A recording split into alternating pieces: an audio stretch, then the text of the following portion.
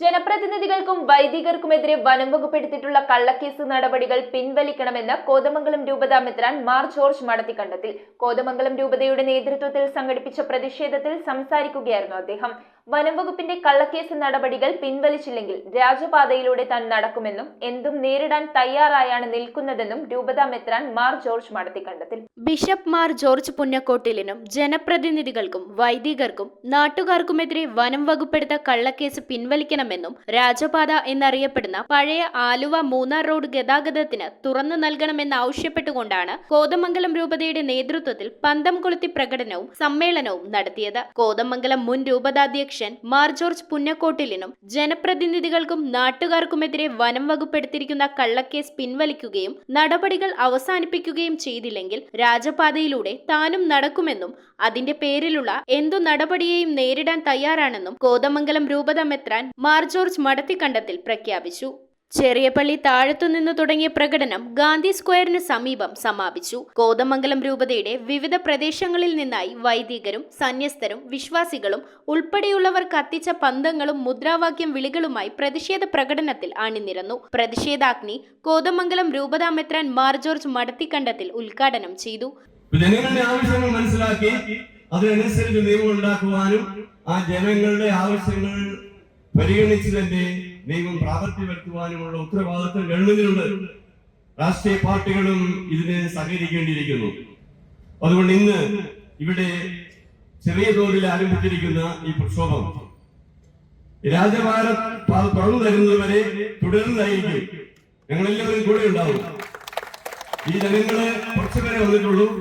ഇനിയും ആവശ്യമെങ്കിൽ അടുത്ത ദിവസം തന്നെ രാജപാതയിൽ നടക്കുവാൻ ഞാൻ വരുന്നതായിരിക്കും ജനങ്ങളോടൊപ്പം. കോതമംഗലം രൂപത എന്നും ജനങ്ങളോടൊപ്പം ഉണ്ടായിരുന്നു.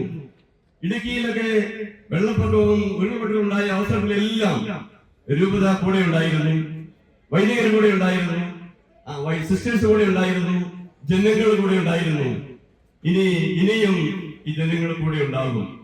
ന്യായമായ ആവശ്യത്തിന് വേണ്ടി ആരെല്ലാം നിലകൊള്ളുന്നുവോ അവർക്കെല്ലാം വേണ്ടി സഭയും കോതമംഗലം രൂപതയും വിശ്വാസികളും ഈ പ്രദേശ ജനങ്ങൾ നിലകൊള്ളും. രൂപത വികാരി ജനറൽ മോൺപയസ് Malekandam, advocate AJ. Devasya, father Robin Padinjarekuttu, രൂപത വികാരി general monsignor Pius Malekandam, advocate AJ. Devasya, father Robin Padinjarekuttu, Sijumon K Francis, father Arun Valiya Thazhath, father Thomas J Parayidam എന്നിവർ സംസാരിച്ചു. സമ്മേളന വേദിയിൽ എത്തിച്ചേർന്ന ആന്റണി ജോൺ എം.എൽ.എയും സമരത്തിന് ഐക്യദാർഢ്യം പ്രഖ്യാപിച്ച് പ്രസംഗിച്ചു.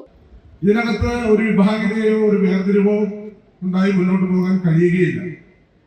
ഇവിടെ അത്തരം ചില പ്രവണതകൾ ഇപ്പൊ കഴിഞ്ഞ നമ്മൾ 16-ാം തീയതി നമ്മളെല്ലാവരും ഒരുമിച്ച് ചേർന്നുകൊണ്ടാണ് പൂയംകുട്ടിയിൽ അത്തരം ഒരു ജനകീയ മുന്നേറ്റം നടത്തുകയും അഭിയന്തിയ പിതാവ് 89 വയസ്സുള്ള 90 വയസ്സ് വരുന്ന പിതാവ് നമ്മോടൊപ്പം അതിന്റെ ആദ്യ അവസാനം പങ്കെടുക്കുകയുണ്ടായി.